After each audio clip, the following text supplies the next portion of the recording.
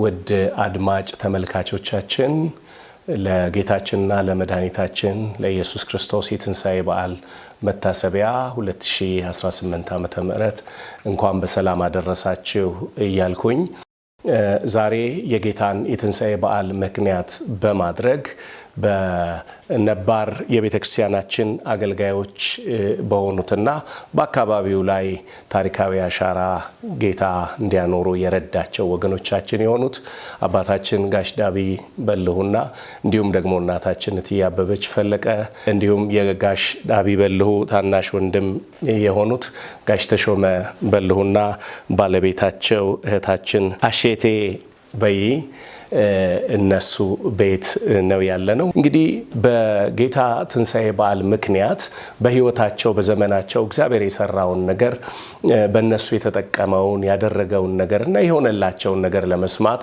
በዓሉን ምክንያት አድርገን በዚህ ተገኝተናል። ቆይታችሁ ከኛ ጋር እንዲሆን በአክብሮት እጠይቃለሁ።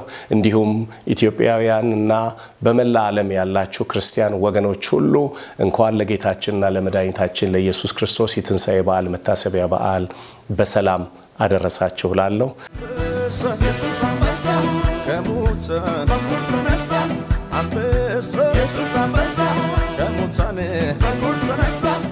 ዛሬ በእናንተ በወገኖቻችን ጌታ የሰራውን ታላቅ ስራ ለመስማት ለማክበር ደግሞም የተላላቆቻችን ታሪክ ተሰንዶ ሲቀመጥ ጥሩ ስለሆነ እናንተን ለማናገርና ከናንተ ለመስማት ነው የመጣ ነው። ምናልባት ወደ ሌሎች ጥያቄዎች ከመሄዴ በፊት ጋሽ ተሼ ማይኳን ያዝ አድርጎ እያየሁት ስለሆነ መናገር ትችላለህ። እንኳን አደረሳችሁ ማለት ትችላለህ። እግዚአብሔር እንደዚህ አመቻችቶ ይህን ቀን አስተካክሎ እንደዚህ ስላደረገልን ከምስጋና ሌላ ምንም የምንሰጠው ነገር የለንም እና ተመስገን እግዚአብሔር ሆይ እንላለን። ለዚህም ስላደረሰን እንግዲህ እግዚአብሔር ይባርካችሁ። እናንተንም መልካም ነው ያደረጋችሁት። አድራጎታችሁ በሙሉ ነገ ለትውልድም የሚቀር ነገር ነውና መቼም አባቶቻችን ለኛ ያስተላለፉልንን አንድ አባት ነው የምንቆጥረው አባታችን ነውና እሱ ለኛ ያስተላለፈውን ደግሞ እኛ ይዘን ወደዚህ መሄድ አለብን። መቼም ጌታን በመቀበል እኔ ቀድሜዋለሁ። እርሱ ታላቅ ቢሆንም እኔ ወደ ኋላ ብመለስም እሱ አጠንክሮ ስለያዘ እኛንም አጠናክሮ እዚህ ደርሰዋል። ልጆች የሆድ ፍሬ አክሊል ነው እያለ የልጅ ልጅ አክሊል ነው የሆድ ፍሬ የእግዚአብሔር ስጦታ ነው እያለ ለኛ ይጸልይ ነበርና ያ ጸሎት ደርሶልን ዛሬ ለዚህ አብቅቶናል። እሳቸው አባት ስለሆኑ እስቲ በዚህ እድሜያቸው እንግዲህ አሁን ቀጥታ ልናለብሳቸው ስለፈለግ የልጆችም የኛም አለበት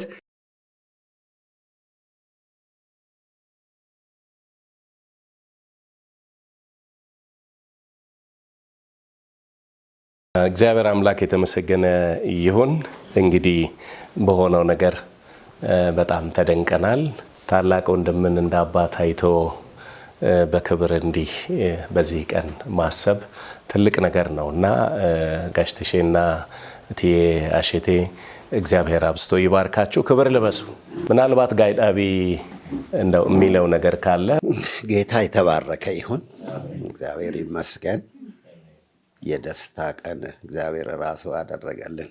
የክብር ቀን እግዚአብሔር እኛን ያየበት ቀን፣ ያከበረን ቀን እግዚአብሔር ራሱ ሰርቶ እኛን ያከበረበት ቀንና ሰዓት እሱ ራሱ ስለሰራው ስራ ስላደረገው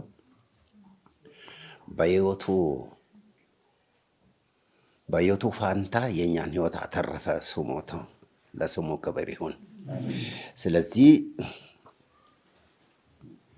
ለዚህ ቤተሰብ የኔ ቤተሰብ ነው። ልጆቹ የኔ ልጆች ናቸው። የነሱ ልጆች አይደሉም፣ የኔ ልጆች ናቸው። እነሱም የኔ ልጆች ናቸው ልበል፣ በሕግም እንኳን ባይሆን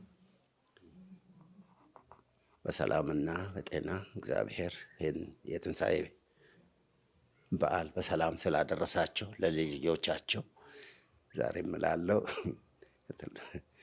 እንኳን በሰላም አደረሰን። አሜን። እንኳን አደረሳችሁ። አሜን። ለዚህ ቤተሰብ ብቻ ሳይሆን በዓለም ላይ ላሉት አብያተ ክርስቲያናት ቤተክርስቲያን ክርስቲያን የሆኑት ያልሆኑት ያላመኑት ባላመኑት ሁሉ ሌሎችም ሰዎች ፍጥረታት ሁሉ እግዚአብሔር ምሕረትና ቸርነቱን አድርጎ እንኳን ለዚህ በትንሣኤ ቀንና ሰዓት አደረሳችሁ። ኢየሱስ አንበሳ ከሙታን በኩር ተነሳ። ኢየሱስ አንበሳ ከሙታን በኩር ተነሳ።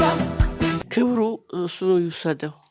በዚህ ስፍራ ላይ ልጅ ነኝ። በጣም 20 ዓመት እንኳን አልሞላም። እብዶች ጎትቼ ያመጣለሁ። ማንንም አዛውንቶቹን አመጣለሁ፣ ለሱ አስረክባለሁ። እብዶች ይፈወሳሉ። እኔ የማውቀው ደግሞ ከዛ መከራ ምድረ በዳ ገጠመን። ምድረ በዳንም አልፈናል። ክርስትና ዝም ብሎ አይደለም። ምድር ላይ ሁሉ ያሉ እኔ በዓሉን ብቻ አይደለም እንኳን አደረሳችሁ ብቻ አይደለም። ምንድነው መስበክ አለ። አዛውንቶቹ ማገልገል አለባቸው። ሕፃናቶቹ፣ ወጣቶቹ ማገልገል አለባቸው። እናንተም ካሜራማኖች ጌታን መስክሩ። እንዲህም ብቻ አይደለም እና እግዚአብሔር የተመሰገነ ይሄ ለእንጀራ ነው። ግን ለነፍስ ከተሳሳትኩም ይቅርታ፣ ለነፍስ የሚሆናችሁን አዘጋጁ ማለት ፈልጌ ነው። ኢየሱስ አንበሳ ከሙታን በኩር ተነሳ። ኢየሱስ አንበሳ ከሙታን በኩር ተነሳ። ምናልባት እትዬ አሸቴ የምትለው ነገር ካላት ለሷ እድሉን እንሰጣለን። እግዚአብሔር ትልቅ ነው። የወደቁትን ያነሳል፣ የተራቡትን ያበላል፣ የታረዙትን ያለብሳል። የእግዚአብሔር ስም የተባረከ ይሁን። ደህንነት ያስተማረችኝ እሷ ነች። ታላቄ ነች። ለሕይወት ያበቃችኝ፣ ለዚህ ሁሉ ክብር ያበቃችኝ እሷ ነች። ሲርበኝ አብልታኝ፣ ምስክርነት ይሆናል። ምለብሰውን አጥቼ መከራ ደርሶብኝ ምለብሰውን አጣሁኝ። ከዛ እናቶችን አስተባብራ የማረሳው ነገር በሕይወት ዘመን ያረሳው ብርድ ልብስ ገዝታ አምጥታ አለበሰችኝ። አረሳትም። ብዙ ዓመት እዚህ ደጅ ላይ ኖረናል አብረን ማለት ነው። እሱን እንደ አባቴ ነው ማየው። እኔ ስጎዳ ከኔ ጋር ያለቅሳል። ስጎዳ ማለት ነው ያለቅሳል። የእውነት ለቅሶ ነው የሚያለቅሰው። እና ስለዚህ ለሱ ከእግዚአብሔር በታች ብዙ ክብር አለኝ፣ ለሷም ብዙ ክብር አለኝ። ለዚህ ህይወት ያበቁኝ የ8 ልጆች እናት ነኝ። እግዚአብሔር የተባረከ ይሁን። የልጅ ልጆች ከ22 በላይ ናቸው። እግዚአብሔር የሰጠኝ፣ እግዚአብሔር ያከበረኝ፣ ሰው አይደል ያከበረኝ፣ እግዚአብሔር ነው ያኖረኝ። እግዚአብሔር ነው። ይሄ ባለቤቴ አላኖረኝም፣ እኔን ማለት ነው ያኖረኝ። ሰማይና ምድር የሰራው በከፋኝ ቀን መጠጊያ የሆነኝ፣ በራበኝ ቀን ያበላኝ፣ ልጆቼን ያሳደገልኝ እግዚአብሔር ነው። የእግዚአብሔር ስም የተባረከ ይሁን። ጌታ ኢየሱስ ክርስቶስ ቤታችን በገባ ቀን ነው እንጀራ የበላ ነው የለበስ ነው ያማረብን። ብዙ ያውቃል ጋሼ፣ ብዙ ያውቃል። ከኔ ጋርም ተደብድቧልም ከኔ ጋርም አልቅሷል። ስለዚህ ለሱ ብዙ ክብር አለኝ። አሁንም እግዚአብሔር ይባርከው፣ አሁንም እድሜ ይጨምርለት፣ አሁንም እንዲሁ ትልቅ እንደሆነ ትልቅ ሆኖ ይኑር። ኢየሱስ አንበሳ ከሙታን በኩር ተነሳ።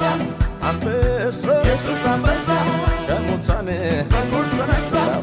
እንደው ዛሬ ከተገናኘን ካልቀረ በዚህ በጌታችንና በመድኃኒታችን በኢየሱስ ክርስቶስ የትንሣኤ በዓል ምክንያት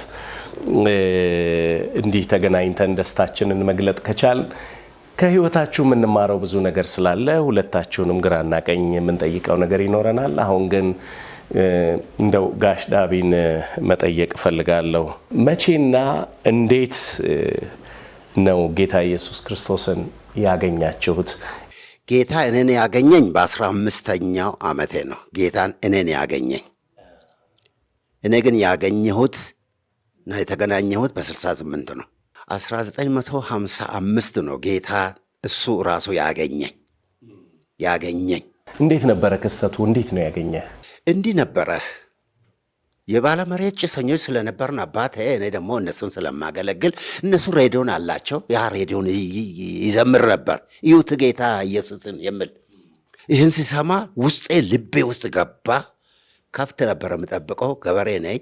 ውስጤ ከገባ በኋላ ከብቶች ወደዛ ወደ አፋፍ ላይ ወስጄ ይህንን በምዘምርበት ጊዜ የሰፈረብኝ አጋንንትና የከበደኝ ነገር ሁሉ ገለል ብሎ ይሄድ ነበር። አጋንንቱ ያደከመኝ ገለል ብሎ ይሄድልኝ ነበረ። ኡፋይ ብዬ እመለስ ነበረ ወደ ቤት። ከዛ እንደዛ የሆነ ጌታ የነን ነገር እያበጃጀ ያንም ባለመሬትም ቢሆን በነ እጅ ውስጥ አሳልፎ ሰጥቶ ባለመሬቱ ራሱ መስሪያ ቤት ውስጥ አስገባኝ። በእኛ 1958 ዓመተ ምህረት እንዲሁ ይሆን ስራ ውስጥ አስገባኝ። ራሱ ፈልጎ ካለበት ራሱን አስገዛልኝ እግዚአብሔር። እኔ ግን አላውቀውም። እኔ ግን ይሄ እየተመቻቸ ጌታ የኔን ነገር እየተመቻቸ ቤት አሁን እዚህ ጋር ቦታ ቤት ሰራን። በቃ አለቀ። ቤት ከሰራን በኋላ ትዳር መጣ። በእንዲህ አይነት እግዚአብሔር ያመቻችልኝ ነበረ እስካውቀው ድረስ እስክቀበለው ድረስ። ከዛ አንዳንድ ጴንጤዎች አሉ። ጴስጤ ቆንጤ ነው የሚባለው። ጴንጤ ብቻ ነው፣ ጴስጤ ቆንጤ ይባላል። እዛን ጊዜ ጴስጤ ቆንጤ ነው የሚሉት። መስሪያ ቤት ውስጥ ችግርና መከራ ነው ሰው ማሳየው። እኔም አብሬ መከራ አሳያቸው ነበር። ከዛ 68 ላይ እህታችን አለች፣ መሰከረችልኝ። ማን ናቸው የመሰከሩልህ? ትንሽ 4ኛ 3ኛ እህቴ ደግሞ አለች። እሷ ደግሞ 3 ወራቸው ነው እሷ ከኔ በፊት 3 ወር አላት ካመነች። እነሱ ውር ነው የሚሉት። ከአንድ ክርስቲያን ጋር ስራን እያበላሹ መከራ አሳዩን።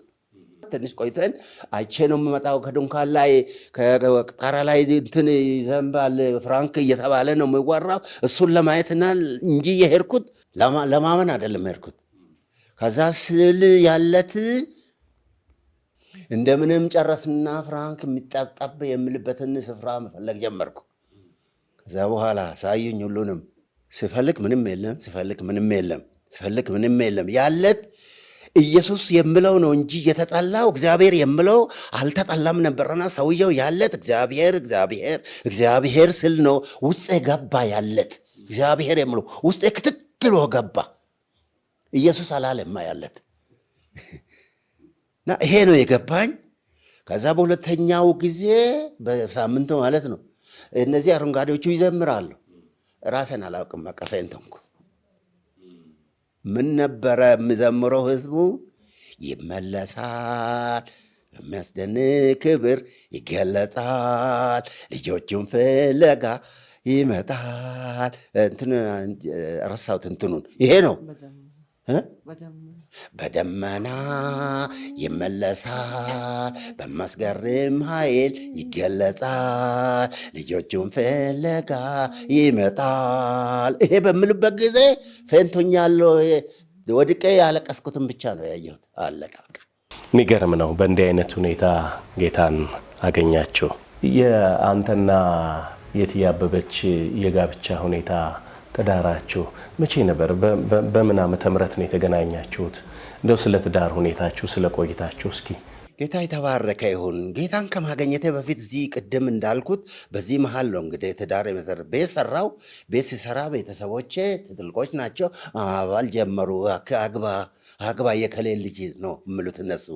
እኔ ደግሞ እነሱ ባለመሬት ናቸውና አይሆንልኝም በኋላ እንዲህ ነው ብዬ እምቢ አልኩት። እምቢ ስለው እሱም እምቢ እያለ እዛ ያለውን ነገር እያበላሸ ቀስ ብሎ እያበላሸ መጣ። የኔ አባት እኔ የመረጥኩትን የደሆች እዛ በኋላ ሌላ ቀን የኔ አባትና እናት አንድ ቀን ማታ እና የኔ እናት አንድ ነገር ጥቅስ ላድርግ እንዲህ አለችኝ። አንድ ቀን አሁን አንተ ሰው ትሆናለህ ወይ? አንድ ቃል ብቻ በኦሮምኛ ነው የነገረችኝ። የኔ እናት። እኔ ለካ በጣም አስቸግራታለሁ። እንትኑን ይገባቸዋል ሁሉም ነገር ያለው ነገር፣ የከተማው ነገር፣ የመሸታው ነገር በጣም ነው እንትን ያለችው። በጣም አስቸጋሪ ሁኔታ ውስጥ ገብቼባቸዋለሁ። አንድ ቃል ብቻ ነመታታ አለችኝ። ነመታታ ማለት አሁን አንተ ሰው ትሆናለህ ወይ ማለት ነው። በስመ አብ አልኩ። የኔ እናት ይህን ያህል ከናቀችኝማ እኔ ምንም ሌሎቹማ ጨርሰዋል አልኩና በጣም ከፋኝ። ከዛ በኋላ አሁን ያልኩትን የቤቱን ነገር ቤቱን በነፃ ነው የተሰራልኝ፣ መሬቱን በነፃ ነው የተሰጠኝ። ገና ደሞዝ ሲመጣ ነው የምቀበል። እግዚአብሔር ያመቻችልኝ ነበረ እያልኩ ነበረ። እግዚአብሔር ይሰራልኝ ነበረ። እኔ ሳላውቀው እሱ ያውቀኛል። ቤቱን ይሰራልኝ ነበረ፣ መሬት ይሰጠኝ ነበረ። እኔ ባለመሬት ሆንኩ፣ ምንም ሳላውቅ ምንም ሳላስብ። ሁሉ ነገር ሞልቶ እያለ ጠቅላላ አሁን ደግሞ የኔ አባትና እንትን የአንድ ቀን ማታ ወደቁ እኔ ላይ። የባለ ጸጋ ልጅ የባለ መሬት ልጅ ናት ብዬ እንትን ግድ የለም አንተ እሺ በል አሉኝ። እሺ በል አንተ እንጂ እኔ ጨርሰዋለሁ። እሺ በቃ እሺ እንግዲህ እንዲህ አድርግ፣ ቀስ ብለህ አቶ ዳቢ በሉ አትበል ስትልክ፣ እሺ ምናልባት ካዋረዱት ትዋረዳለህ አንተ። ስለዚህ ቀስ ብለህ እከሌ ዳቢ እከሌ በልና ጻፍ፣ እሺ ካሉ ትወስዳለህ። እነሱ እዛ ጋር ያለውን ተማምኖ ነው። እዛ ጋር ውቃቢ አለ፣ እዛ ደግሞ ኬቶ ወይንም ደግሞ እዛ ጋር ዘመድ አለን የሚያስተካክሉልን። እዛ ጋር እምቢ ካለ እንዲህ እንለዋለን፣ እምቢ ካለ እንዲህ እንለዋለን ብለው ልክ ስላክ ሰውየው በጣም ነብር ሆኑ። ነብር። ከዛ በኋላ እንዳልኩት ነካ አደረጉበት። ያንን ስም ስጠርበት እሺ ያለ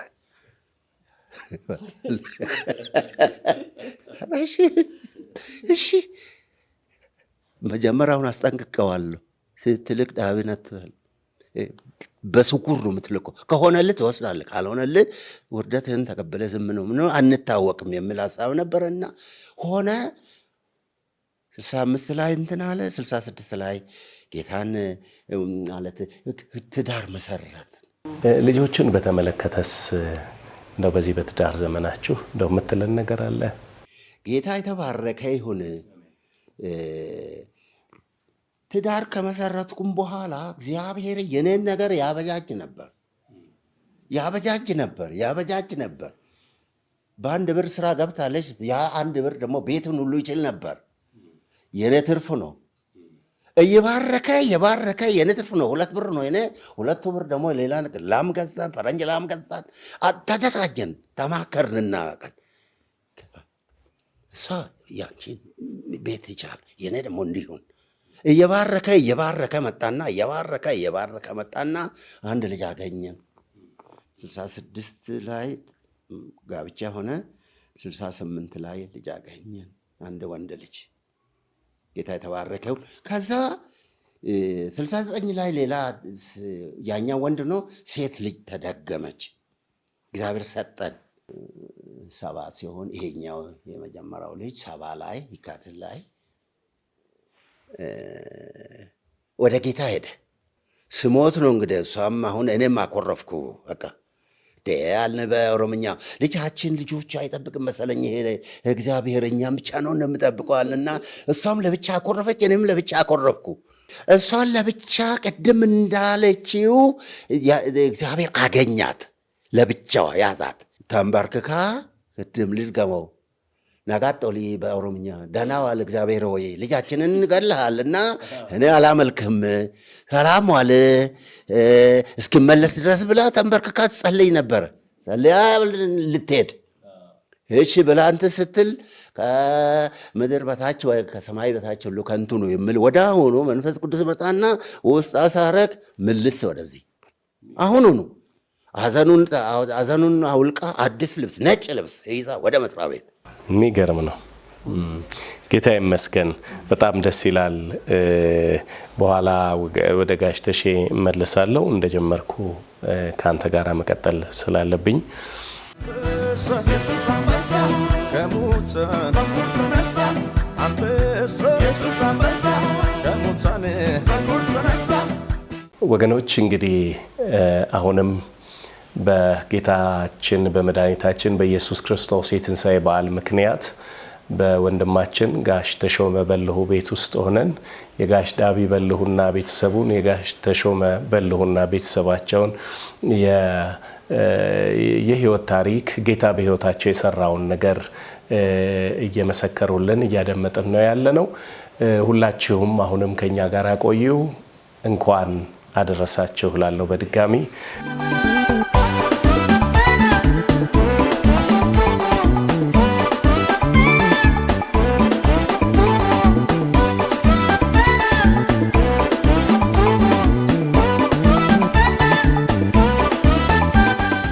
ዳቢ አሁንም ወደ አንተ ነው የምመለሰው። ጌታን ማገልገል የጀመራችሁት በስንት ዓመተ ምህረት ነው? እንደው መቼ ዓመተ ምህረት ነው አገልግሎትስ የጀመራችሁት? እንዴትስ ነበረ ጅማሬው? እሱን ብትነግረን ጋሽ ዳቢ። ጌታ የተባረከ ነው። እኔ አገልግሎት የጀመርኩት 69 መጀመሪያ ላይ ነው። ልክ እንደተጠመቅኩት አምኜ በ6ኛ ወር እኔ ጌታን ማገልገል ጀመርኩ። በዚህ አምኜ በዚህ በ6ኛ ወር 69ን እስክንገባ ድረስ አዲስ አበባ የሄድኩ ክፍት እንትኖች አሉ።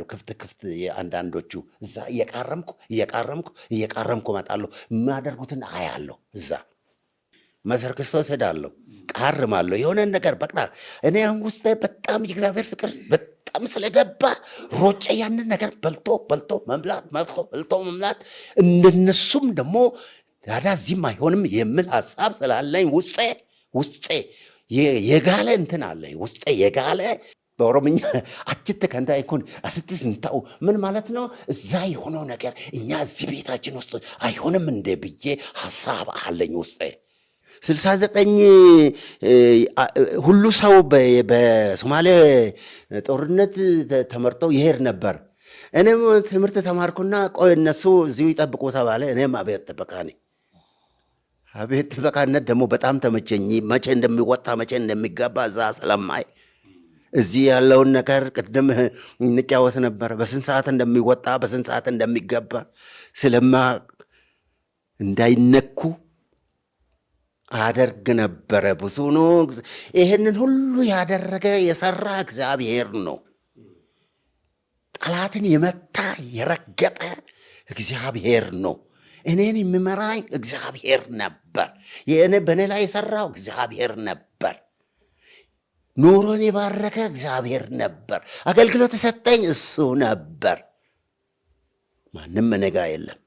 እነ ፍቅሬና እነ ሳህሉ የሚባሉ በኋላ ነው የመጡት። በኋላ ይሄ ካለፈ በኋላ 69 ካለፈ በኋላ 70 ካለፈ በኋላ 72 እና 73 እነሱ መጡ።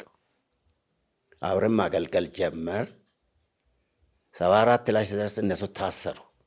በቃ እኔ ብቻ ቀረሁ።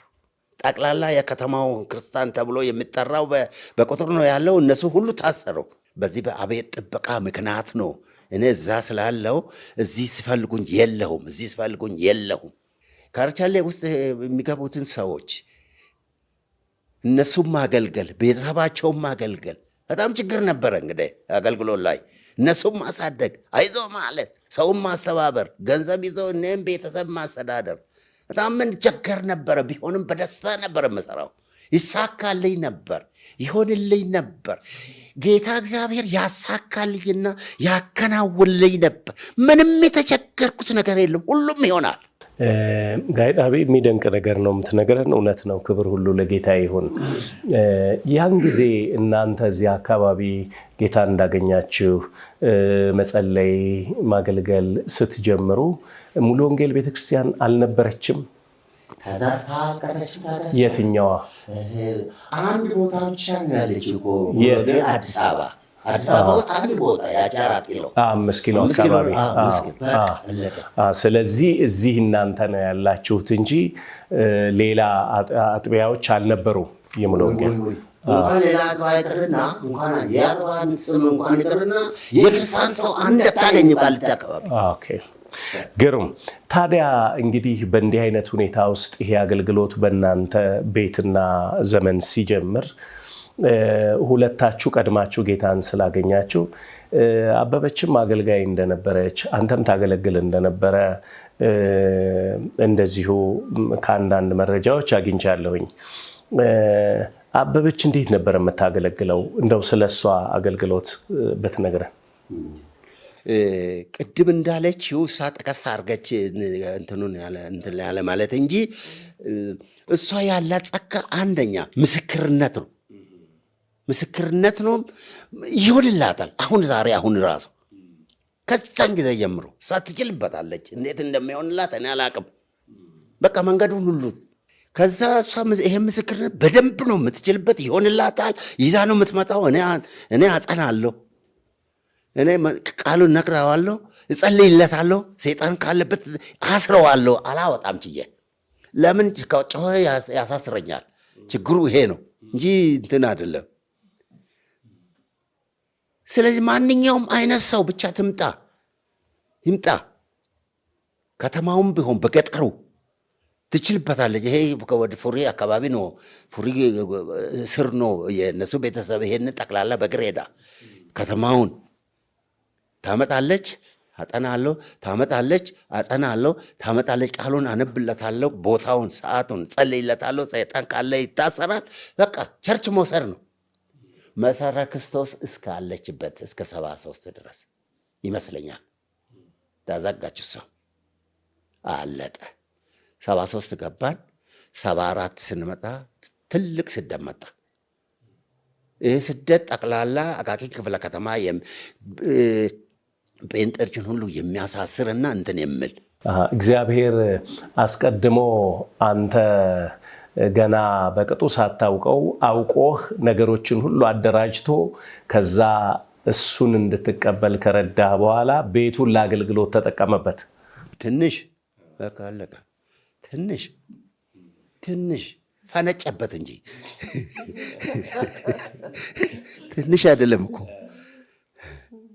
ከዛ ዙሪያውን ተዘጋ። ሲዘጋ እኔ ብቻ ቀረሁ። ከኔ ጋር ያሉትን ሰዎች አስሮ ቁጭ አድርጎታል። በቃ አለቀ። እንግዲህ አገልግሎት እኛ ያው ማታ ስለሆነ አሁን ይሄ ከተማ የለም። እዚህ መንደር እቺ ብቻ ናት መንደር። ሌላው ማሳ ነው። ከከተማ ጀምሮ ማሳ ነው። ሁለት እያደረግን ሶስት እያደረግን ወደዚህ እንልካለን። ቀስ ብለን ማታ ሲጨልም አለቀ። ዚብስ እነፈለግን ሆነን ጠዋት በ11 ደግሞ ሁለት ቀስ ብዬ እንዳትስቁ፣ እንዳትጫወቱ መንፈስ ቅዱስ ወዳና ወደ ያረገኝ ጮኋለሁ ብትል አፋን እጄ ነው ምንትን እምለው። አይሆንም፣ ያስዝናል፣ ያሳስሩናል። እኔ እንኳን ወጥቶልኛል፣ እነሱን ያስራሉ። በእንዲህ አይነት እሷ ታመጣለች። ይህንንም ቻላልን። ከዛ በኋላ ያው የሚታማክረው ሰው ስለሌለ ዳንኤል ጋር ሄድኩ። እኔ እንዲህ አይነት እኮ እሱ ምን አለኝ፣ ያ ሰው ቶሎ ብሎ ስራውን ለቆ ወደ አገልግሎት ይግባ ብሎ ይነግረኛል። ስነግራት እና እንትን ስል እኔም ቢሆን ከስራ መውጣቱ አልወደድኩም፣ እሷም አልወደደችም። የኔን አባት እረዳለሁ ምናምን አለች እና እምቢ አለች። ከዛ እሷ ወደ ቤት ተመለሰች። እኔ ብቻ ቀረው። በቃ ተመቸን። አሁን እሷ ከቤት እኔ ከስራ ቤቱን በጠቅላላ የምትሰራው እሷ ናት፣ የምትመሰክር እሷ ናት፣ የምታቆም እሷ ናት። ጸጋ ከእኔ በላይ ነው። የእሷ ጸጋ አላት፣ መገለጥ አላት፣ ራእይ አላት፣ ይሆንላታል። እግዚአብሔር ፊት ለፊት እየሄደ ምን ያደርጋል? ያከናውንላታል። አናምቤካል ይቅርታ፣ በጣም ይቅርታ። ይህንን ነው የማውቀው። ከዚህ ከ72 እና እስከ 72 ልጁ ከሞተ በኋላ በጣም ተመቸን። እስከ 92 የእሷ አገልግሎት በጠቅላላ ቤት ማገልገል፣ አገልጋዮችን ማገልገል፣ ሄዳ በራእይ ምክንያት መስክራ ማምጣት፣ እብዶችን ማምጣት። እብዶቹ አጋንንት ሄድላቸዋል፣ ሰላም ሆነው ወደ ስራ ይገባሉ። ግን ጋሽ ዳቤ መቼም በእናንተ ቤት ውስጥ በሌሊት ሰዎች ሁለት ሆነው እንዲገቡ ከዛ በኋላ ንጋት ላይ ደግሞ ሁለት ሆነው እንዲወጡ ታደርጉ ነበርና እየመጡ የሚያገለግሉ አገልጋዮች ነበሩ። እናንተን ምናልባት እንደው ከነባር አገልጋዮች እናንተን ያገለገሉ ሰዎች እነማን ናቸው? እዚህ ጨሬ ላይ ፓስተር ጌዲዮን ነው እየመጣ የሚያገለግለን። ፓስተር ጌዲዮን ተስፋዬ። አዎ እሱ ብቻ ነው። በስደት ጊዜ እሱም ቀረ። 74 ላይ በጣም ኃይለኛ ስደት ነበረ፣ እስር ነበረ። በጠቅላላ አቃቂም በጠቅላላ አሰሩ። የቀረ ነው እኔና አበበች ብቻ ነን። ያሉትን ሰዎች ትንሽ ናቸው። እነሱም አቃቂ ውስጥ እነሱንም አስረው ወደ ከርቸሌ ላኩ። እሱም በዚህ በስደት ምክንያት ብዙ ወደዚህ ብቅ አይልም። ቀስ ብሎ ካለ ነው በስተቀር ለሌት ነው ቀስ ብሎ እሱም መጥቶ እንትን እምለው ብዙ አይደለም። ቀስ ነው ሁሉ ነገር ችግር ነው። እዛን ጊዜ እዚህ እሱ ነው አንዱ አብረን የምንሰራው ፍቅሬ ነው። ፍቅሬን በየአመቱ ነው የማያስሩት። አዎ በቃ እሱ 74 ጀመረ፣ 75ም አሰሩት፣ 76ም ከኔ ጋር ታሰረ። በቃ አለቀ። የነሱን አሁን የታሰሩትን ቤተሰብ ማኖርና ማጥናናት እንዳይቸገሩ እንዳይራቡ እነሱን እንትን መጠበቅ የኔ ፋንታ ነበር። የታሰሩትን መጠየቅና የሚያስፈልጋቸውን ነገር እዛ መውሰድ ደግሞ የኔ ፋንታ ነበር። ይሄን ነው በቃ። ይሄን አሁን ምንም የምታይ ነገር እስር የለም፣ አሁን ስድቤ የለም፣ አሁን ታሰር የለም። አሁን ሰው በሞትም ምንን ነው የምጠሩት። ከሞት ጋር ተያይዞ እንደው የገጠመህ ችግር የለም? የገጠማችሁ ችግር የለም በዚያን ጊዜ? ምክንያቱም አሁን እንዲህ አይነት ስደት ሲኖር ተፈጥሯዊ ስለሆነ ሰዎች ሊሞቱ ይችላሉ። ቀብር የሚባል ነገር አለ። እንዲህ አይነት ነገሮች ችግር ሆኖባችሁ አያውቁም? በዛን ጭንቅ ጊዜ ትንሽ ችግር፣ ብዙ ችግር አለ። ብዙ ችግር ቅድም አንዳንድ ነገሮች የገጠር ከተማ ሁን በጠቅላላ በእግር ሄደን ስለምናገለግል አንደኛ ራሳቸው ነው የመሰከሩት። ሁለቱም አንዱን ልመስክርልህ። በ11 ሰዓት እንደምንወጣ ማታ በድብቅ እንደምንገባ ገበሬ ማህበር ራሱ የአብዮት ጠበቃዎቹ ስለምናውቃቸው በ9 ሰዓት እዚህ ዙሪያውን ተኙ። ማሳ ነው ይሄ በጠቅላላው እንግዲህ ማሳ ነው። ጓሮም ከዚህም ማሳ ነው። ይሄ እዚህ ጋር ነው ያለው። ይሄንን የመሰከቱት እነሱ ናቸው። አሁን 11 ሰዓት ስንወጣ ቀብ አድርጎ እስር ቤት ያስገቡ ነበር። ከዛ በተኙበት ልክ 10 ሰዓት ሲሆን ዶፍ ዝናብ ዘንባል። ዶፍ ዝናብ ዘንቦ አሁን ለሊት ነው፣ መጠላል አልችልም፣ የትም መሄድ አይችሉም። እኛን ነበር የምጠብቁት። ኃይለኛ ምንድን ነው የሚባለው? ይሄ በረዶ፣ ኃይለኛ በረዶ ዘንቦ እነሱን ያባርርና ወደ ቤታቸው ያስገባቸዋል። ይሄን የመሰከሩት እነሱ እንጂ እኛ አይደለን፣ አላየናቸው። ሌላው እኔም ለመግደል የተማከሩ ሰዎች ነበሩ፣ 9 ሰዎች። ይሄንን እኔን ለመግደል የተማከሩ እነዚህ 9 ሰዎች የሚነግሩት በኋላ ከከሸፈ በኋላ እንዴት አድርጎ እንደከሸፈባቸው የተናገሩት ለእኔ ሳይሆን ለእህቴ፣ ለታናሽ እህቴ፣ 4ኛ እህቴ አለች፣ ለእህቴና ለአክስቴ ነው። ለማታንጡቅ ነው። ይህን አነካውም። ሁለተኛ ይህንን በቀጠሮው ዕለት ቀጠሮው ተይዟል። ያው እንደነገርኩ እዚህ ገበሬ ማህበር ነው፣ እርሻ ነው እንጂ እዚህ ማንም ሰው የለም። ከዛ ከተቀጣጠሩ በኋላ ከ9ኙ 6ቱ ሰውየው ምንም አላደረገንም ብሎ ይመለሳሉ። እምቢ ብሎ የቀሩት ሰዎች ከ9ኙ 3 አይደለም የቀሩት 3 ቀሩ። እነዚህ ጠኑና ቆዩ። ከቆዩ በኋላ የደው ጓደኞች እዛ ናቸው። ስለዚህ እነሱ 2ቱ ያብዳሉ እንደ ህመም አድርጎ። የዛው ቀን የተቀጣጠሩ ቀን ነው ወይ ሌላ ጊዜ? መቼ እንደተቀጣጠሩ የታውቃሉ። ግን አበዱ፣ ሁለቱ አበዱ።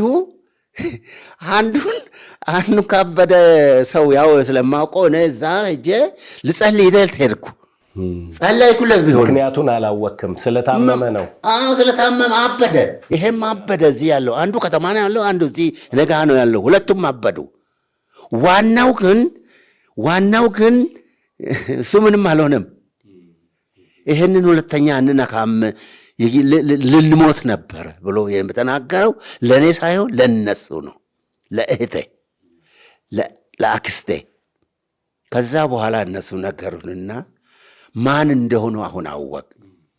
ሁሉም ጌታ የተባረከ ይሁን። ገርም ነገር ነው።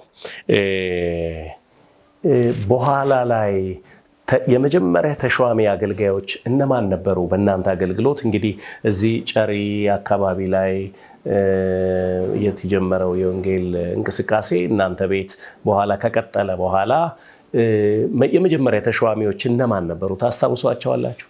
እኔው ነኝ የተሾምኩት። እኔ 66 በምን ተሾምክ? በሽማግሌ። ሽማግሌ ነው መጀመሪያ የተሾመው። እዛ እኮ ምንድን ነው አሁን ሶዶም ያለበት ማሳ ነው ድብቅ። ሁለቱ ሰው እዛ ይወስዱኝና እኔ ስለ ሽምግልና ምንም አላውቅም። ከእስር ቤት ከወጡ በኋላ 76 ላይ 76 ላይ ሁለቱ ሰው እዛው ሜዳ ይሾመኝና ሽማግሌ ነህ አንተ ከዚህ በኋላ ምንድን ነው ሽምግልና? ሰው ማስታረቅ ምናምን አይደለም። እነሷማ ምን ያቅተኛል አልኳቸው። ወደ ቤት ሄድኩ። በቃ ሁለት ሰው ነው ሾመኝ። በቃ ፍቅሬና ሳህሉ የሚባል ሞቷል። እነሱ ይሾሙኛል። 3 ሆነን ማገልገል ጀመር። እነሱ ሽማግሌ ሆኑ፣ እኔም ሽማግሌ ሆኑ። 3 ሆነን ማገልገል ጀመር። በቃ አለቀ። እንግዲህ መቼም እግዚአብሔር ድንቅን ነገር አድርጓል በእነዚህ ጊዜያት ውስጥ። ግን አንድ ከጥያቄዎቼ የዘነጋሃት አሁንም መልሼ የምጠይቅህ ነገር በቀብር ዙሪያ መቼም መሪ ነህ። ስትሾምም ሳትሾምም በፊት አንተ ቤት እንደተጀመረ መንፈሳዊ ህብረት መቼም ሰው ሞቶ ሊያውቅ ይችል ይሆናል እና እንዴት ነበር? ችግር አልገጠማችሁም ወይ? በቀብር በእድር በማህበራዊ ነገር ችግር አልገጠመም ወይ? ምክንያቱም ብዙ ችግሮች ነግረህናል።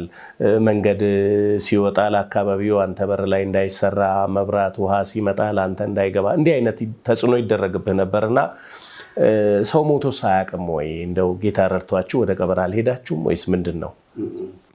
ትንሽ ነው ብዙ ነው እንጂ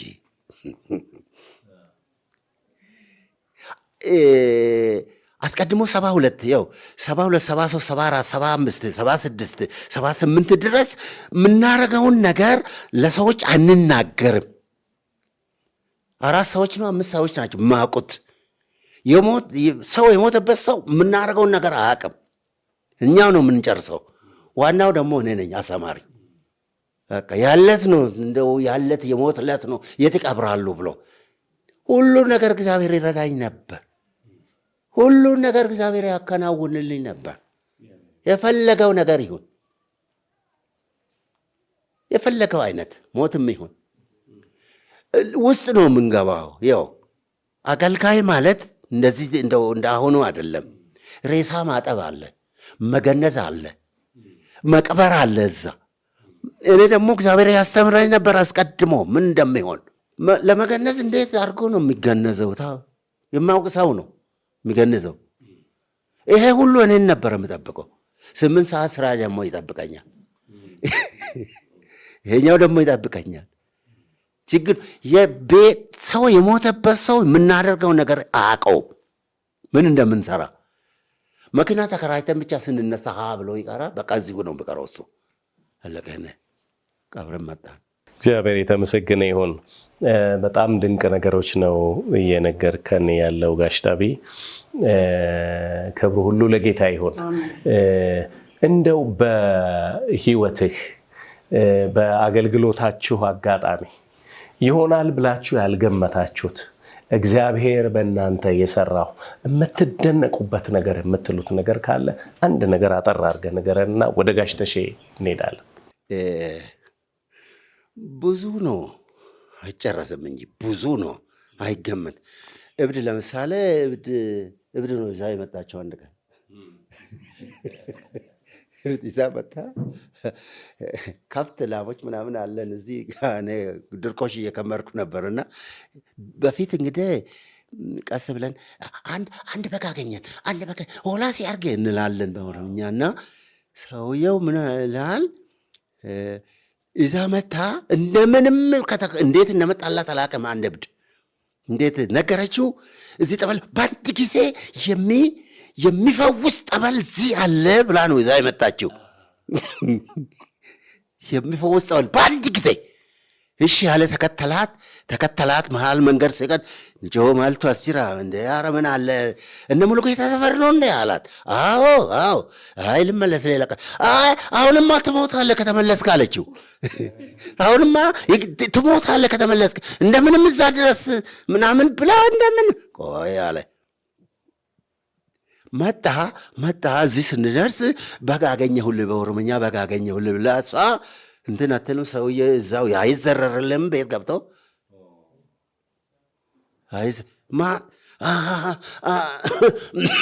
ልሞት ነው እዚህ ወጣ አለ እንዴ።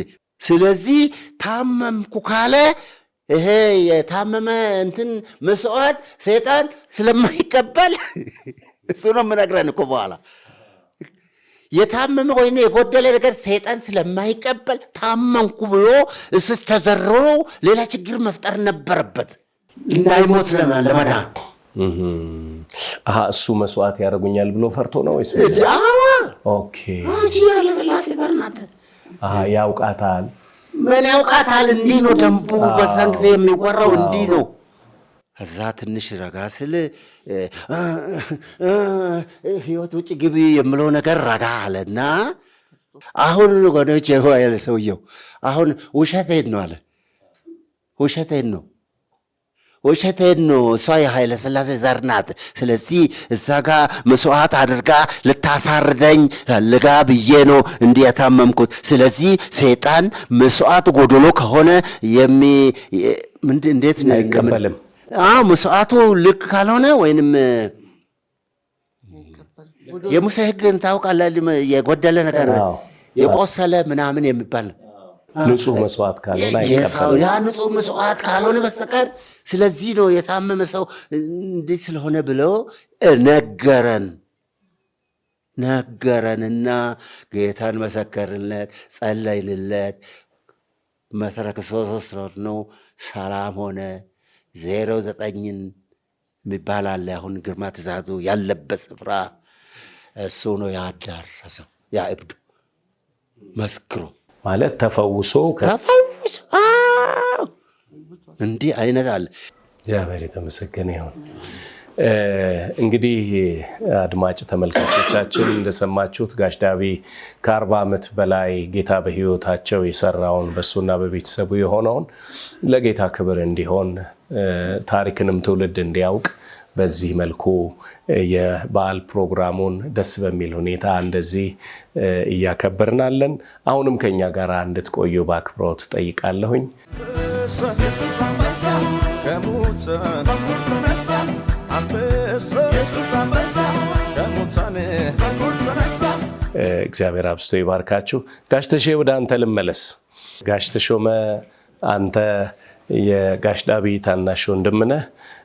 ደግሞም እንዲሁ በምስክርነት ስሰማ ከጋሽ ዳቢ በፊት ቀድመህ ጌታን ያገኘህ ሰው እንደሆንክ አውቃለሁና እንደው ጌታን ያገኘህበትን ጊዜ እንዴት ወደ ጌታ እንደመጣ ጌታ እንዴት አድርጎ ደግሞ ዛሬ እንዳደረሰህ እንደው አጠር አድርገህ ብትነግረን ለማለት ነው። እሺ፣ እግዚአብሔር የተባረከ ይሁን። ጌታን ያገኘሁበት እኔ ጌታን ይቀበላለሁ ብዬ አይደለም። ስትመሰክርልኝ አንድ እህት አለች፣ የጥፈወርቅ ገብረ ጻድቅ። እረኝነት የሰው ቤት ተቀጥሬ ነበር። እኔ እዛ ያመኛል እንዳልደብቅ የምጥል በሽታ ነው ያለብኝ።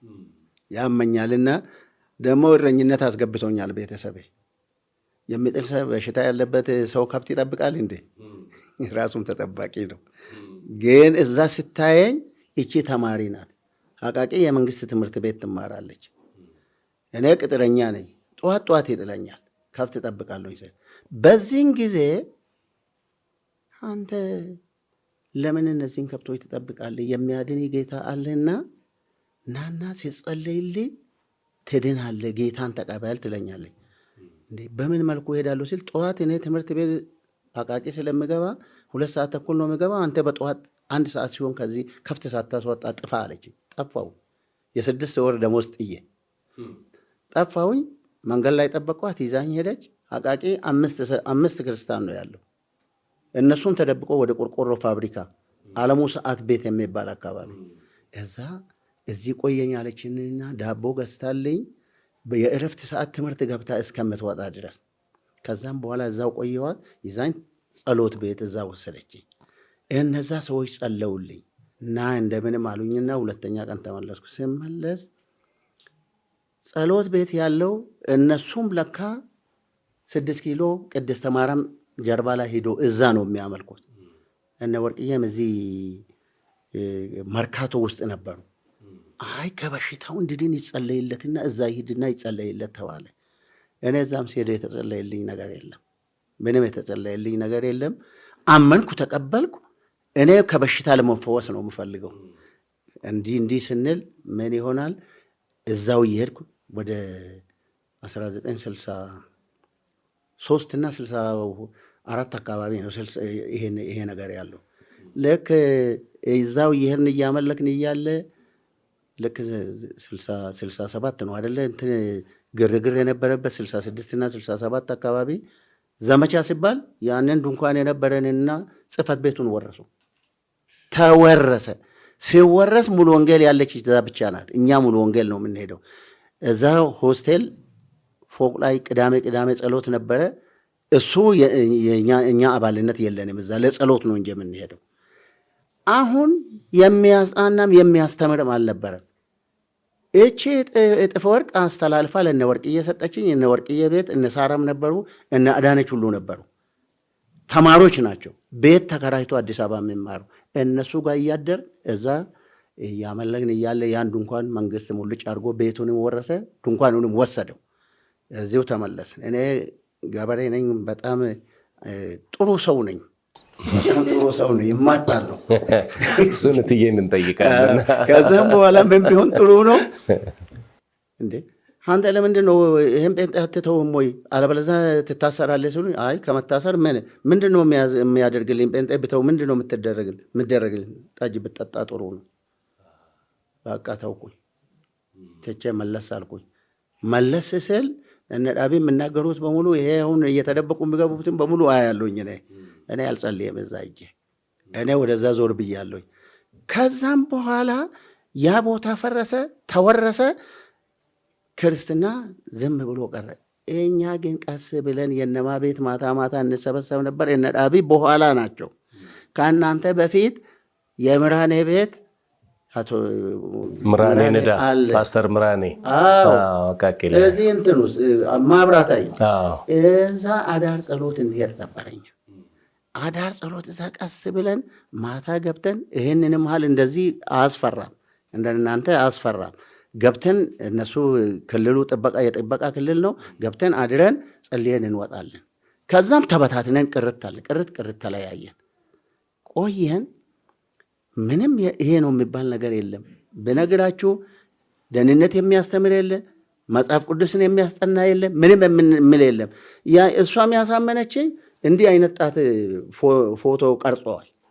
እንዲህ ጣት እዚህ ጋር ትንሽ ቀይ አለው፣ በዚህ በኩል ደግሞ ኃይለኛ ረዣዥም እንትን ያለው ጠፍር ያለውን እንደዚህ ስለዋል። ይሄውልህ አሁን አንተ ጌታ ኢየሱስን ካመን ይሄው እሱ እንዲህ ደምቶልሃል። አየህ እጁ ሲያምር፣ አቤት ይህን ከተቀበልክ እንዴት ትድናለህ። ደግሞ እምቢ ብትል ይሄኛው ሰይጣን በዚህ በጠፍሩ እየቧጨረ ደምህን ይጠጣል። ደም ከምጠጣ ምን አለ ወደዚህ ብገባ ብዬ ገባው። በዛ በድንኳኑ መፍረስ ተፈራረሰን ቁጭ አል። እኔም እዚሁ ቁጭ አልኩኝ። ስንኖር እንደ ድንገት እኔም ጥፋት አጠፋሁና ከዛም በኋላ ወደ እስር ቤት ገባሁ። እስር ቤት ሲገባ ትንሽ በጣም ጎበዝ ናት። የታሰርኩበት ቦታ ይገደል ተሾመ ይገደል ነው። ሞት ፈርዶብኛል። ሞት ፈርዶብኝ እኔ ወደዛ ለሞት ሄዳለሁ። የተነሽ አንድ መጽሐፍ ቅዱስ አምጥታ እና ንስሐ ግባና ይሄን ንስሐ ግባና ይሄው አንብብ ብትሞት ሙት አለች። እሺ ብዬ መጽሐፍ ቅዱስ ተቀበልኩኝ። እስር ቤት ገባው። እስር ቤት ስንገባ ለካ አማኞች አሉ እየታሰሩ ይመጣሉ። ገባው እስር ቤት ወያኔ እንትን ብሎ ኢህአዴግ ጥርግ አድርጎ አውጥቷል። ኢህአዴግ ደርግን ሽሮ እንትኑ ማረሚያ ቤቱን ባዶ አድርጎታል። ያን ጊዜ እኔን ይዞኝ ወደዛ እስር ቤት ገባን፣ ቤቱን ከፍተን። ከዛም በኋላ ስንኖር እንትን አሉ እነዚህ ማን ናቸው? የጌዶን እንትን የሚባሉ እነሱ አንድ ትንሽ አዲስ ኪዳን አምጥቶ እዛ ሰጡን። ትንሽ ስንቆይ ትራክትም ይመጣልን ጀመረ። ትራክትንም አዲስ ኪዳናንም ከዛ ይለቅምና እሷ ደግሞ አምጥታ ለቃልቲ እሷ በፊት ያመነች አልነበረችም። በዚህ በመካከል ለካ ታላቅ የጠልፋት አሳምናታለች። እኔ ስታሰር ያመነች አይደለችም። እኔ እሷ ሳገባ ምንም ነገር አልነካም። ከዛም በኋላ ነው ካገባኋት በኋላ ነው ይሄ ሁሉ የሚሆነው። እሷም እዛ እያገለገልን መጣን እና እግዚአብሔር ያደረገልኝ ምንድን ነው? እኔ እንግዲህ የምጥል በሽታ አለብኝ ብያቸዋለሁ። እንኳን ልጆች እነዚህን ሁሉ ልጆች 8 ልጅ ሊወልድና 22 እስከ 28 ድረስ ይደርሳሉ የልጅ ይሄን ላገኝ ይቅርና ምንም የሞትኩ ሰው ነበርኩኝ ራሴ። እግዚአብሔር ሰው አደረገኝና እንደዚህ አደረገኝ። ዳዊት አለ እርሻ አርሳለሁ። ዳዊት ከኔ ያርሳል። እግዚአብሔር ባይረዳኝ ኖሮ ጌታ አንተን እፈልግሃለሁ ባይለኝ ኖሮ እንዴት አድርጌ እንዲህ አደርግ ነበር? ለመኖርም አልችልም ነበር። ጌታ አኖሮኛል እስከዛሬ። ይሄም ብቻም አይደለም፣ እኔ እስር ቤት ከገባው በኋላም እሱ ብቻ አይደለም፣ ሁልጊዜ ክራይ ቤት ውስጥ ሲንከራተት ያለው ሙስሊሙ የራሱ አለው፣ ኦርቶዶክሱ የራሱ አለው። ቅናት አለብኝ። እምነቴ ብዙ ባይሆንም ቅናት ስላለብኝ እንዴት የራሳችን ቤተክርስቲያን ለኛ የለንም የሚል ቅናት ስለነበረብኝ ምን ማድረግ ነበረብኝ? አይ አሁን ከእስር ቤት ከወጣው በኋላ ብዙ ነገር አለ። የለም ቤተክርስቲያን መመስረት አለብኝ። በመጀመሪያ እነሱ ያን ጊዜ ረብሻ ነበረና እኔ ከእናንተ ተለይቼ ወዴት ሄድኩኝ? ወደ ፋንታ ሄድኩኝ። ፋንታ ዝም ብዬ አልተቀመጥኩም።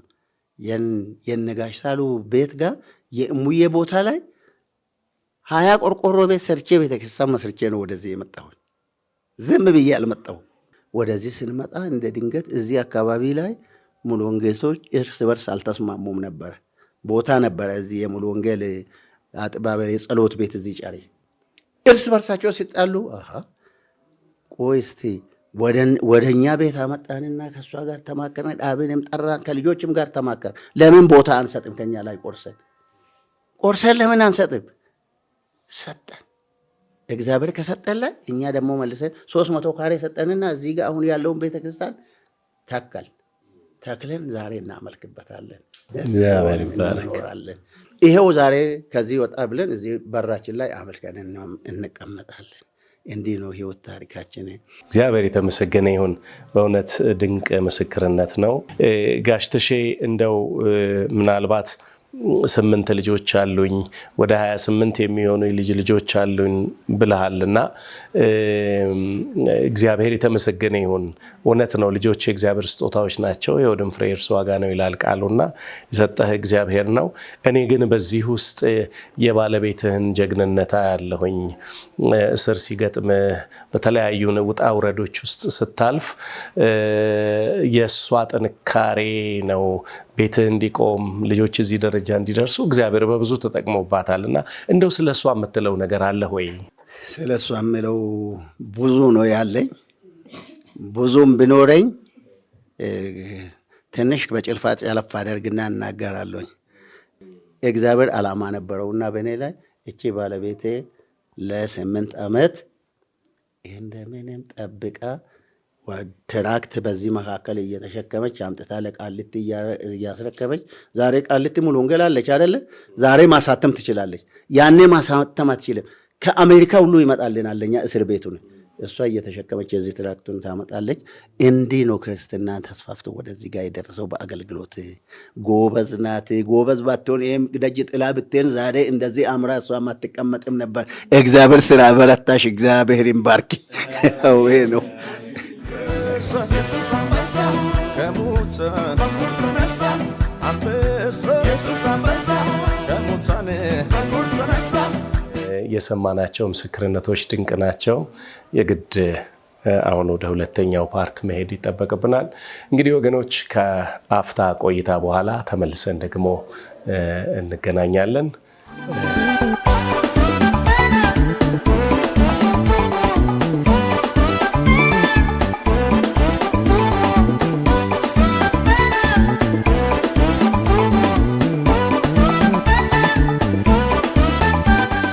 እግዚአብሔር ሊመሰገን የተገባው አምላክ ነው። ከጊዜ ውጭ የሚኖር ግን በሰው ዘመን ታሪክ የሚሰራ እንደዚህ የሚባርክ የሚያበዛ የሚረዳ አምላክ ነው እና እግዚአብሔር አምላካችን የተመሰገነ ይሁን።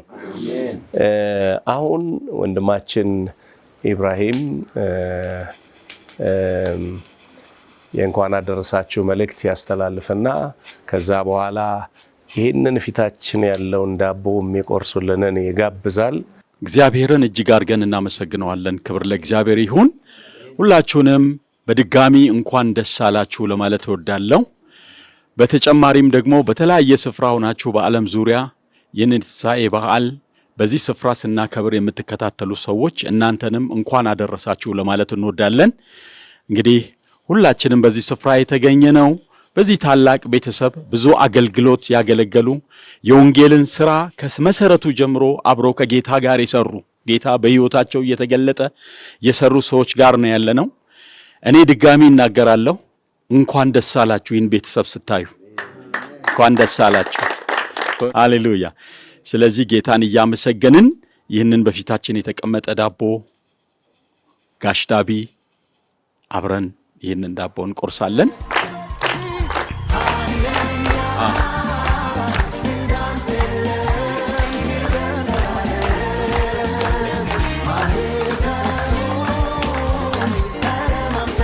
አሜን አሜን አሜን። እንግዲህ ዛሬ በዚህ ስፍራ የተገናኘ ነው የጌታችንና የመድኃኒታችን ኢየሱስ ክርስቶስን የትንሣኤውን በዓል መታሰቢያ ምክንያት አድርገን ወገኖቻችንን እንኳን አደረሳችሁ ለማለትና ጌታ በሕይወታቸው የሰራውን ለመስማት ለመዘገብም ጭምር ነው። እንግዲህ ልጆች በዚህ መካከል አሉ። ልጆች የየራሳቸው የሚሉት ነገር አላቸው እና ልጆች ወላጆቻቸውን እንኳን አደረሳችሁ ለማለት ደስታቸውን፣ ፍቅራቸውን ለመግለጥ ለልጆቹ እድልን እንሰጣለን።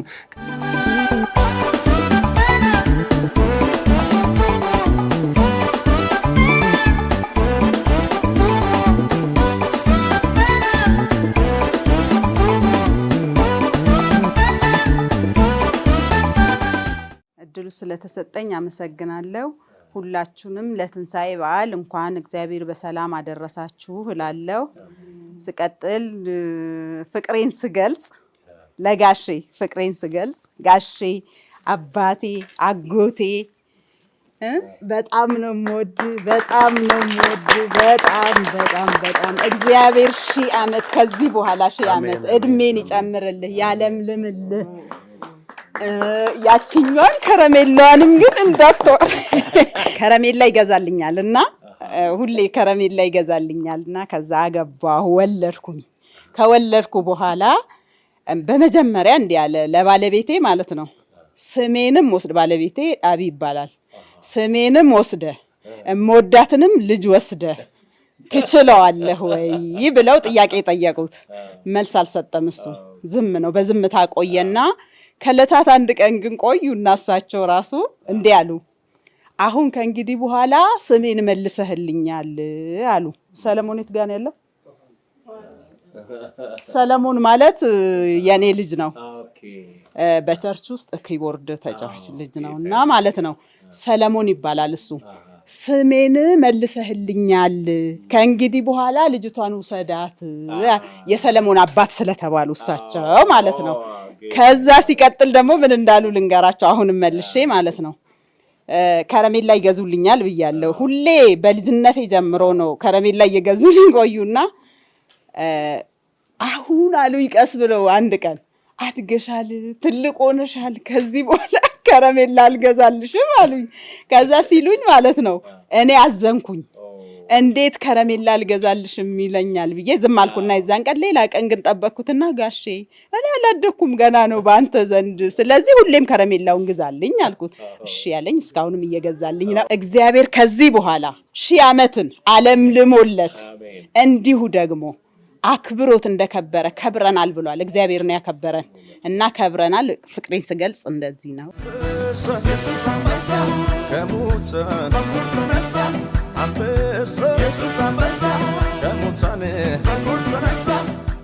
እንኳን አደረሳችሁ ለትንሣኤ በዓል። ሁላችሁም እንኳን አደረሳችሁ። እንግዲህ ጋሽ ዳቢ ስላቸው በጣም ደስ ይላቸዋል። ከምን የተነሳ እንደሆነ አላውቅም። እነሱ ሚጡ ነው የሚሉኝ። ሚጢጢ ታላቄ ሚጢጢ ትለኛለች። ሚጡ ነው የሚሉኝ። እንግዲህ አመሰግናለሁ። እግዚአብሔር ያክብርልን። እግዚአብሔር ትልቅ እድሜ ይስጣችሁ። እናመሰግናለን።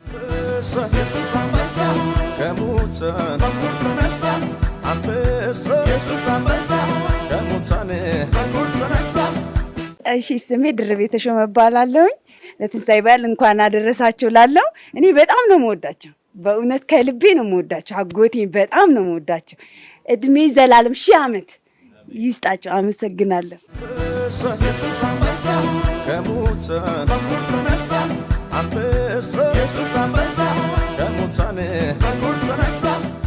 እኔ በድርጊት ልግለጽ ትንሽ የሆነ ነገር አዘጋጅቻለሁና በሱ ብገልጽ ይሻለኛል። ተነስቷል የመቃብር ደጃፍ ተከፍቷል፣ ድንጋይ ከሩቅ ተንከባሏል፣ ከፈኑ ብቻ ነው አስክሬኑ የታል? በእውነትም ኢየሱስ ተነስቷል፣ ተነስቷል፣ የመቃብር ደጃፍ ተከፍቷል፣ ድንጋዩ ከሩቅ ተንከባሏል፣ ከፈኑ ብቻ ነው አስክሬኑ የታል? ኢየሱስ አንበሳ ከሙታን ተነሳ፣ አንበሳ ኢየሱስ አንበሳ ከሙታን ተነሳ። waaqayyo waga guyyaa kanaan isin ga'een jedha. Baga akkanumatti waaqayyo isin jiraachisee umurii keessan kana isin dheerechee waaqni guyyaa kanaan isin ga'e galataa argatu. Akkuma dasu jedhetti kanarree isin dasaa jedhu galatoomadha. Ammarree waaqayyo umurii dheeraa isiniif haa kennu jedhani gara kiyyaan. Kanarraan qabu በጣም ደስታን kun ደስትuma nu haa ta'u. Waaqni beetasaba kanarree akkanumatti wal bira oolchee nu haa bulchu. waaqayyo umurii dheeraa isiniif haa kennu. ኢየሱስ አንበሳ ከሙታን ተነሳ፣ አንበሳ ኢየሱስ አንበሳ ከሙታን ተነሳ። በመጀመሪያ እንኳን ለትንሣኤ በዓል በሰላም አደረሳችሁ እና እኔ ማለት የምፈልገው አጎቴ ያው በጣም ነው የምወድህ። አንድ በጣም ውስጤ ቅድም እንትን ያለኝ ነገር ነበር። ቅድም እንደመጣ መሲ ማድጋ አግብታ ልጅ ወለደች አለኝ። ቅድም እንደመጣ ማለት ነው መጀመሪያ እና ቁጭ ብዬ እስካሁን ሳስበው ነበር እና አጎቴ በጣም ነው የምወድህ። 1000 ዓመት ኑር። በጣም በቃ እንጃ በምን እንደምንገልጽልህ አላቅም። እኛ ፍቅራችንን እንወድሃለን። ኢየሱስ አንበሳ ከሙታን ተነሳ፣ አንበሳ ኢየሱስ አንበሳ ከሙታን ተነሳ። እሺ አጎቴ ጠያቂያችን ነው። እኛ እያለን እሱ ነው የሚጠይቀን። እኔ በጣም ነው የምወደው። የቀረውት እኔን ነው የሚጠብቀው። እንግዲህ ለዛ ያብቃ።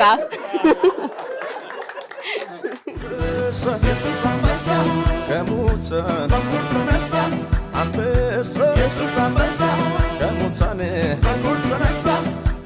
እንኳን ለትንሣኤው በዓል አደረሳችሁ እያልኩኝ እግዚአብሔር የተባረከ ይሁን። እኔ የወንድሜ ጋሼ የምለው ጣቢ የሚባለው 10ኛ ወንድም ነኝ። ኢየሱስ አንበሳ ከሙታን በኩር ተነሳ አንበሳ ኢየሱስ አንበሳ ከሙታን በኩር ተነሳ ስለነበረን ጊዜ እግዚአብሔርን እጅግ አድርገን እናመሰግናለን። እንጸልይና እንጨርሳለን። እንጸልያለን። እግዚአብሔር የዘላለም አምላክ ሆይ ስለሰጠህን ድንቅ ጊዜ እናመሰግንሃለን። በዚህ የትንሣኤ በዓል ምክንያት ከነዚህ ቤተሰቦቻችን ጋር አብረን ጊዜ እንድናሳልፍ የሰራኸውን ነገር እንድንሰማ ክብርህን ደግሞ እግዚአብሔር ሆይ ለአንተ እንድናመጣ ስለረዳህን ተመስገን። አሁንም ጌታ ሆይ መባረክ ባህሪህ ነው። እንደዚሁ በረጅም ዕድሜና በጤና ባርካቸው። ልጆቻቸው፣ የልጅ ልጆቻቸው፣ ትውልዶቻቸው ሁሉ የተባረኩ ይሁኑ። የኪዳን አምላክ እግዚአብሔር በእነርሱ የተጀመረው የወንጌል ሥራ እንደዚህ ሰፍቷል። አሁንም ትውልድ ተቀብሎ እንዲያስቀጥለው በነገር ሁሉ እንድትረዳቸው ጸልያለሁ። ስለ ሁሉ ክብር ለስምህ ይሁን፣ በኢየሱስ ክርስቶስ ጌታችን ስም አሜን። ኢየሱስ አንበሳ ከሙታን በኩር ተነሳ አንበሳ ኢየሱስ አንበሳ ከሙታን በኩር ተነሳ